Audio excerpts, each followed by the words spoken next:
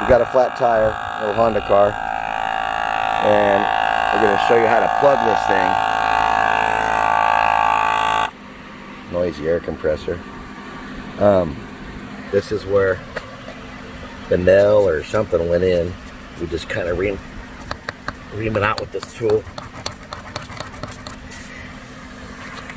Air compressor to put some air in it so it's not completely flat. I'm gonna let you hold the camera.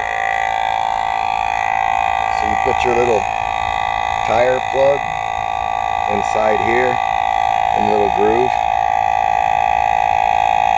It's kind of a pain to get in, but once you get in, you pull about halfway through. Take some of that little lube, put it on there. Hopefully one plug will take care of the hole. Sometimes the holes are bigger and it won't take care of the hole, the entire plug. So you just pull this reamer out. It's not leaking that much air, that's a good thing. Push. Oh, this is good right here. This is the hard part.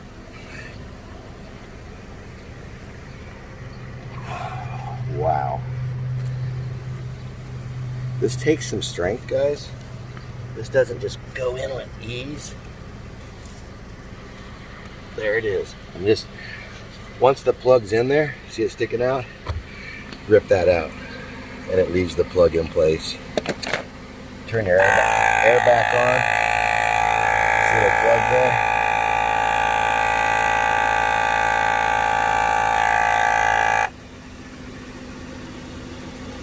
I don't hear any air or anything. We'll test it with some water. But yeah.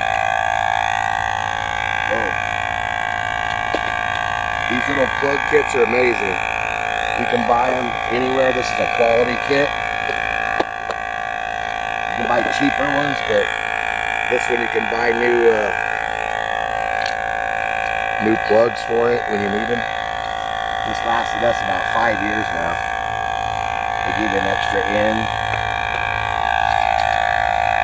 Highly recommended to carry in your car. This is an air compressor. This is the Blackjack setup.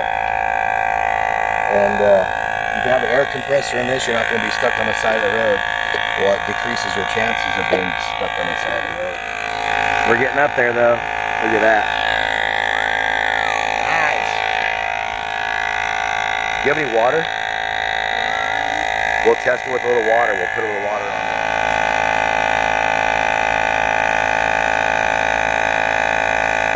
Anything. So it looks like it was mission accomplished on that. We'll let some air get in this tire and then she'll be on the road. What do you think? Plugs all the way, huh? Woohoo! It'll get you there. So the one thing you have to be careful is if you run this wire out the door like this, the pump to the tire, you don't want to go over 30 miles an hour with the pump attached. Keep it under 30. I'm just kidding. You want to take the pump off before you drive. Some humor.